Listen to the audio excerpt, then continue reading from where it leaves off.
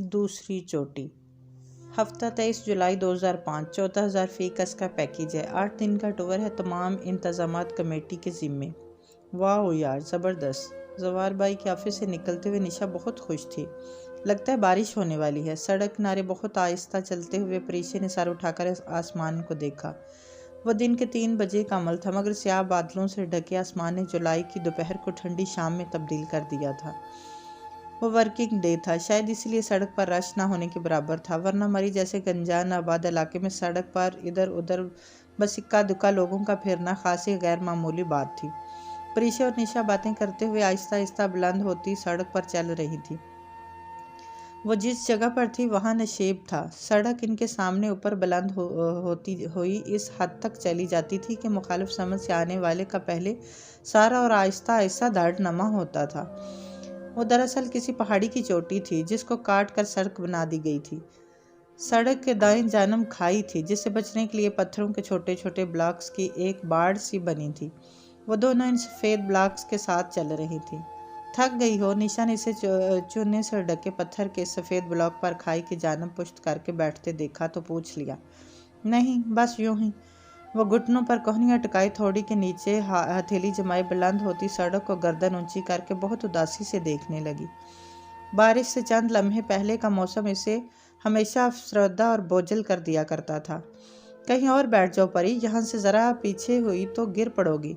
निशा ने बहुत फिक्रमंदी से इसे यूं इतनी ख़तरनाक जगह पर बैठे देखकर कहा था। इसका हल्का गुलाबी और सफ़ेद इम्तजाज वाला लॉन का सूट सफ़ेद पत्थरों के ब्लॉक का हिस्सा लग रहा था। नहीं गिरती। वो लापरवाही से गर्दन मोड़कर पीछे दिखाई देने वाली सरसब्ज पहाड़ियाँ देखने लगी। मार्गला की पहाड़ियों पर इस रोज़ बादल उतरे हुए थे, पानी से लदे भारी सरमई बादल, और फिर यकायक उन्होंने अपना बोझ बारिश के कतरों की सूरत नीचे गिराना शुरू कर दिया। प्रीशा ने बेख्तियार अपनी दोनों बाहें सामने फैला दी। बारिश के नन्हे नन्हे कतरे इसकी हथेलियां भिगोने लगे थे। इसी लम्हे इसकी समायतों में किसी घोड़े के टापों की आवाज़ गूंजी। इसने हथेलियां नीचे गिरा दी और किसी ख्वाब की सी कैफियत में सर उठाकर बुलंद होती सड़क को देखा। इस बुलंदी से पीछे का मंजर इसकी निगाहों से ओझल था। टापों की आवाज़ें वहीं से आ रही थी। वो यकटिक बुलंदी की जानब जाती सड़क को देखे गई। पहाड़ी की दूसरी जानब से कोई घोड़ा दौड़ता हुआ इस तरफ आ रहा था। हर गुजरते लम्हे घोड़े के टापों की आवाज़ बुलंद होती जा रही थी। इसे लगा वो सड़क के बुलंद हिस्से से निगाहें हटा नहीं सकेगी। वक्त जैसे वहीं ठहर सा गया था। लम्हे थम गए थे। बारिश के कतरे फिजा में रुक गए थे। हर तरफ खामोशी थी। आने वाले का सर पहले नुमाया हुआ था। वो घोड़े की बाग थामे इसे बहुत महारत से सड़क पर दौड़ाता नशेब की समत आ रहा था। इसका घोड़ा सफ़ेद था, चूने के पत्थर के बॉक्स से भी ज़्यादा सफ़ेद और चमकदार। वो इसी तरफ आ रहा था। इसकी नज़रें अपने घोड़े पर थी। वो पलके चिपकाए बगैर इसे देखे गई। इतनी दूर से भी वो देख सकती थी कि घुड़सवार की आंखों का रंग हल्का था, हल्का और बहुत चमकदार। इसकी रंगत सुनहरी माइल सुर्ख सफ़ेद थी। नाक खड़ी और यूनानी तर्ज की थी, मगरूर, बेहद मगरूर नाक। इसने आधी आस्तीनों वाली नीली शर्ट के ऊपर बगैर बाजुओं वाली शर्ट, लेदर जैकेट जिसकी बहुत सारी जेबें थी, पहन रखी थी। गर्दन के गिर्द खूबसूरत सुर्ख रंग का मफलर बंधा था। जैकेट और मफलर हल्के मटेरियल के थे, जिनका मकसद सर्दी से बचाव नहीं बल्कि यूं ही फैशन और स्टाइल था। बरसती बारिश में इसके बूरे बाल माथे पर चिपके हुए थे, मगर वो जैसे हर चीज़ से बेनियाज अपने सफ़ेद घोड़े की जानिब मुतवज्जा था। इसने अपना घोड़ा इन दोनों के करीब सफ़ेद ब्लॉक्स के साथ रोक दिया और गर्दन तिरछी करके अकब में मौजूद पहाड़ों को देखने लगा। वो पीछे वाले मंजर से जैसे गैर मुतमईन सा था। इसे शायद घोड़ा खड़ा करने की कोई जगह नहीं मिल रही थी। बारिश रुक चुकी थी और ठंडी हवा फिर से चलने लगी थी। परी के गीले बाल इसके चेहरे को छू रहे थे, मगर वो तो इस शख्स से निगाहें हटा ही नहीं पा रही थी। वह अब एक जगह घोड़ा खड़ा करके मुतमईन सा हो गया था। तभी गर्दन में लटकते कॉर्ड से कैमरा बाहर निकाला और चेहरे का रुख इन दोनों की जानिब किया। बात सुनो, इसने प्रीशे को बराह रास्त मुखातिब किया था। इस पल जैसे कोई तलस्सुम सा टूटा। सहर, ख्वाब, ख्याल सब कुछ ख़त्म हो गया था। वो जैसे अब होश में आई और चौंक कर उठ खड़ी हुई। जी, इसने अपने अजली पुरअतमाद अंदाज में संजीदगी से जवाब दिया। इसे खुद पर हैरत हुई थी कि वो इतनी बेखुद और मशहूर क्यों हो गई थी। घुड़सवार ने अपना कैमरा इसकी जानब बढ़ाया। क्या तुम मेरी एक तस्वीर उतार सकती हो? वो शस्ता अंग्रेज़ी में इससे मुखातिब था। इसका सर खुद ब खुद इस्बात में हिल गया। इसने कैमरा थाम लिया। सुनो, पिक्चर यूँ खींचना कि ये घोड़ा और पीछे वाले पहाड़ अच्छी तरह आएँ। वो जो इतनी देर से गालिबन इस तस्वीर के लिए ही घोड़ा मुनासिब जगह पर खड़ा कर रहा था, अब बहुत मुहज़्ज़ब अंदाज में इसे हदायत देते हुए बोला। इसने कैमरे को देखा, बिल्कुल वैसा ही ओलंपस का डिजिटल कैमरा वो भी इस्तेमाल करती थी। इसने कैमरा चेहरे के सामने लाकर इसकी एलईडी स्क्रीन को देखा और फिर रेडी कहे बगैर तस्वीर खींच ली। तुम्हारा शुक्रिया, मगर क्या ये पहाड़ आए थे? बगैर रेडी कहे तस्वीर खींचने पर इसे अजनबी घोड़सवार को कदरे बेचैनी हुई थी। इसने एक नज़र इसकी शहद रंग आंखों में देखा और फिर सर हिला दिया। हाँ, बहुत खूबसूरत तस्वीर आई है, निशा ने प्रीशे के हाथ में पकड़े कैमरे के स्क्रीन पर मौजूद तस्वीर को देखकर कहा। तो इसे ख्याल आया कि निशा भी वहाँ मौजूद थी। वैसे ये तुम्हारा घोड़ा है? निशा ने ही अगली बात कही। नहीं, ये मैंने किराए पर एक आदमी से लिया है। असुलन इसे घोड़े की बाग थामे मेरे हमरा चलना चाहिए था, मगर मैं इसको भगाकर यहाँ ले आया। वो शक्ल से बहुत मगरूर लगता था, मगर इस वक्त बहुत बेतकल्फ़ी के साथ अंग्रेज़ी में बात कर रहा था। अंग्रेज़ी? परी ने गौर से इसे देखा। वो अंग्रेज़ी क्यों बोल रहा था? इसे गौर से देखने पर एहसास हुआ कि घोड़े पर सवार वो बुरे बालों और गोरी रंगत वाला खूबसूरत मर्द पाकिस्तानी नहीं, कोई गैर मुल्की था।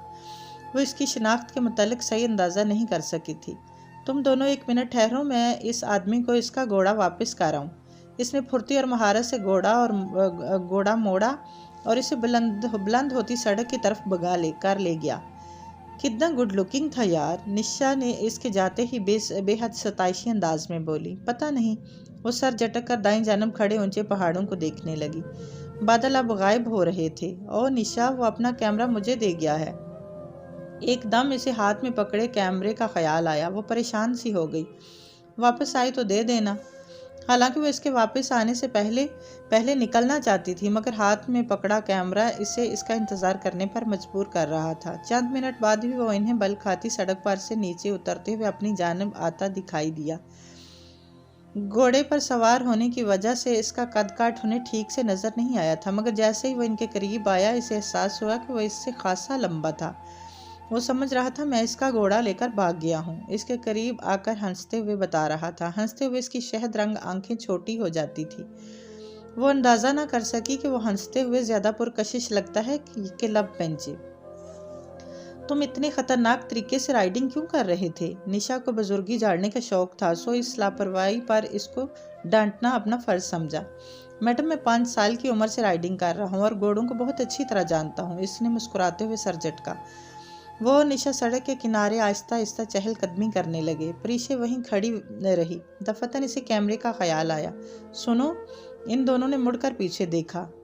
तुम्हारा कैमरा? इसने कदरे जोर से कैमरा इसके हाथ में थमाया। वो मुस्कुरा कर रह गया। शुक्रिया।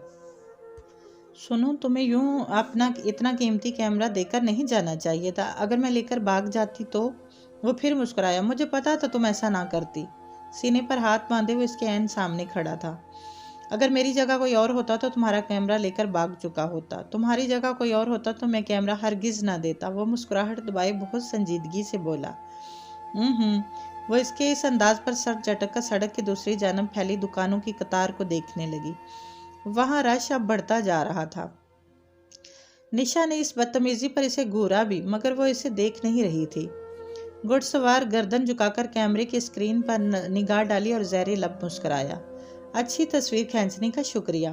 तस्वीर देखकर इसने सर उठाते हुए कहा और कैमरा कवर में डाल दिया। वो फिर मगरूर नजर आने की अदाकारी करती जवाब दिए बिना दुकानों को देखती रही।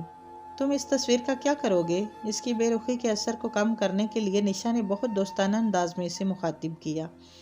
मैं 20 बरस बाद एक सफ़रनामा लिखूंगा। इसके फ्रंट पर यह तस्वीर लगाऊंगा।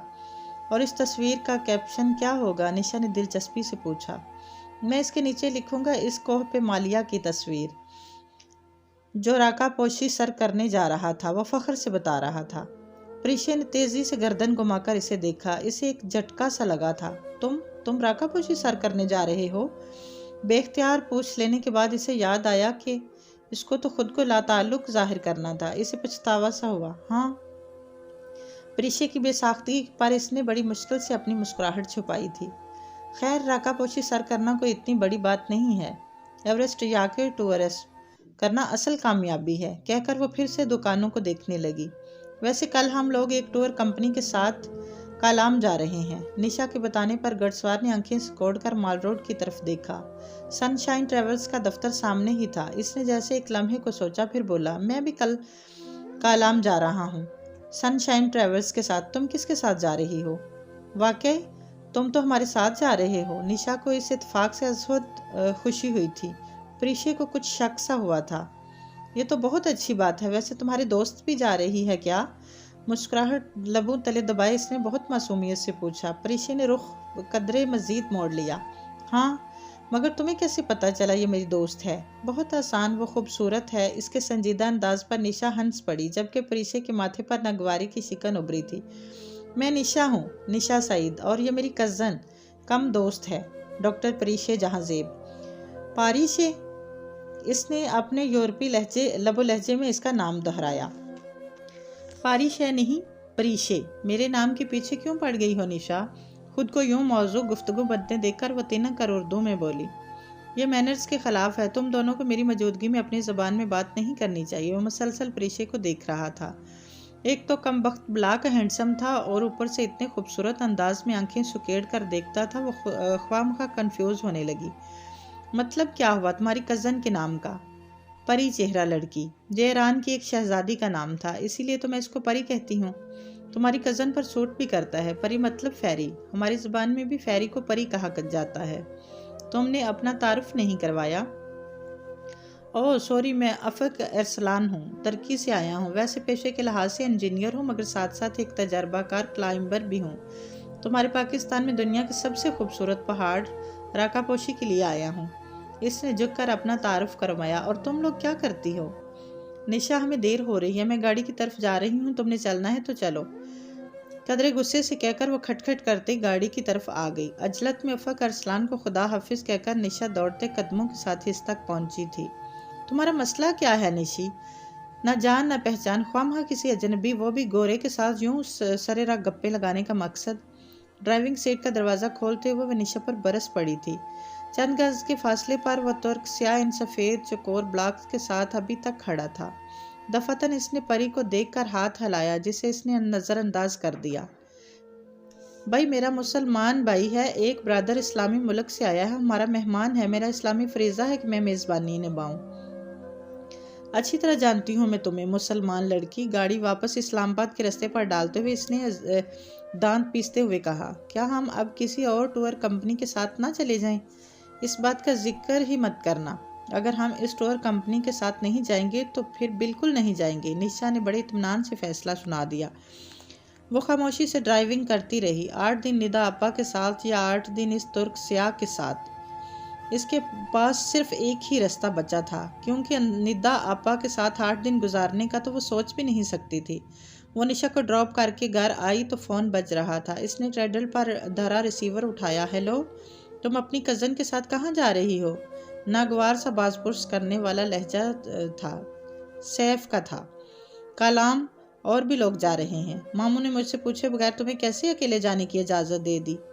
क्या अब हमारे ख़ानदान की लड़कियां दूर अफ्तादा इलाकों में बाप भाई के बगैर सड़कें टापती फिरेंगी? वो इससे वाज़िया तौर पर नाराज़ था। पापा ने मुझे इजाज़त दे दी है सैफ, कहीं एक नया मसला ना खड़ा हो जाए, इस ख्याल से ने इसे थका दिया था। मगर मैं कह रहा हूँ कि तुम यूँ नहीं जाओगी। तुम अपनी कज़न को मना कर दो। तहक्कुम भरा अंदाज वो बेबसी से लब काट कर रह गई। हम स्कूल में भी तो टूर्स के साथ चले जाते थे, एक काबिल एतमाद ट्रैवल एजेंसी के साथ। ये यूके नहीं है प्रीशे। इसका अंदाज दो टोक था। बस तुम अपनी कज़न को मना कर दो। अच्छा। प्रीशे ने फ़ोन रख दिया। चंद लम्हे ज़ुर्दगी से फ़ोन को देखती रही, फिर निशा का नंबर मिलाया। मेरी आवाज़ सुने बगैर चैन नहीं आ रहा, जो घर पहुंचते ही फ़ोन खड़का रही हो। निशा, मैं कलाम ना जाऊं तो? निशा एक लम्हे को चुप सी हो गई। परी, वो कुछ देर बाद बोली, वो एक अच्छा इंसान है, तुम इसके साथ अनकंफर्टेबल फील नहीं करोगी। बिलीव मी परी। नहीं निशा, सैफ ने मना किया है। व्हाट द हिल? इसका पारा हाई हो गया था। वो होता कौन है तुम्हें मना करने वाला? मैं तो अभी तक तुम्हारी मंगनी को ही कबूल नहीं कर सकती। तुम दोनों एक दूसरे के लिए हो ही नहीं। लेकिन तुमने शायद शादी से पहले ही इसकी गुलामी कबूल कर ली है। ठीक है, फाइन, मैं यूं ही तुम्हारे लिए हलकान होती हूँ। जहन्नम में जाओ तुम, जहन्नम में जाए सैफ, और जहन्नम में जाए उफक अरसलान।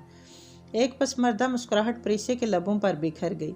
मैंने इसकी गुलामी कबूल नहीं की, और सुनो, मैंने प्रोग्राम भी कैंसिल नहीं किया। लेकिन अगर तुमने मेरे नाम के साथ उफक का नाम फिर लिया तो मैं प्रोग्राम कैंसिल कर ही दूंगी।